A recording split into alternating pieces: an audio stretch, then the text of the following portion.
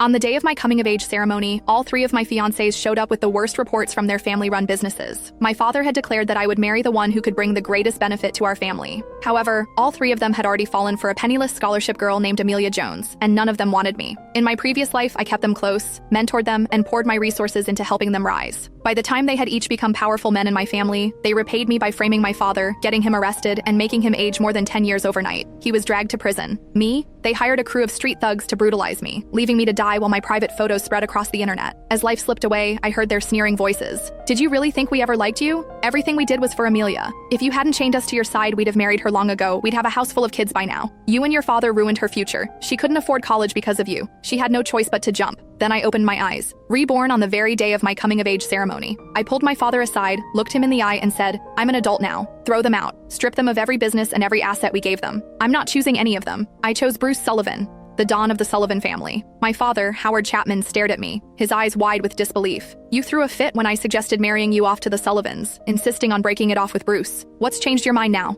I met Howard's gaze. The memory of his smile before his life took a turn for the worse in my previous life, making my heart ache. I was being childish at the time. You've been scaling back the family's activities and planning to go legitimate, pretending to be an ordinary wealthy businessman in public for my sake. I also thought I could live as happily as an ordinary person, but I was wrong. Without power, we'll be bullied. An alliance with another mafia family could be good for us. I see that now, Dad. And about those three, they've all got their own loves. I don't want to be the one who breaks hearts.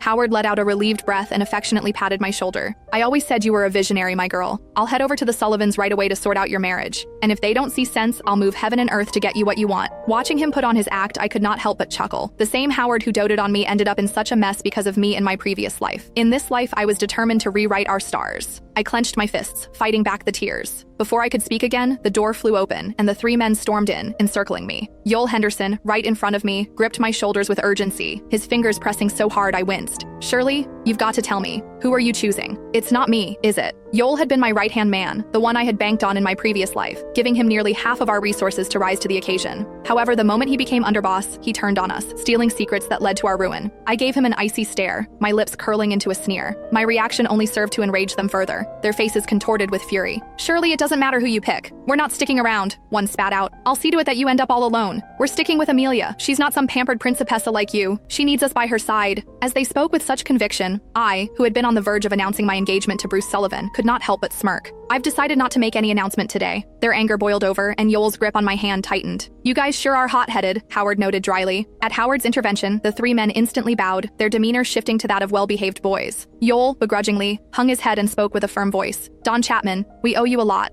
but we can't repay you by marrying Shirley. We'd give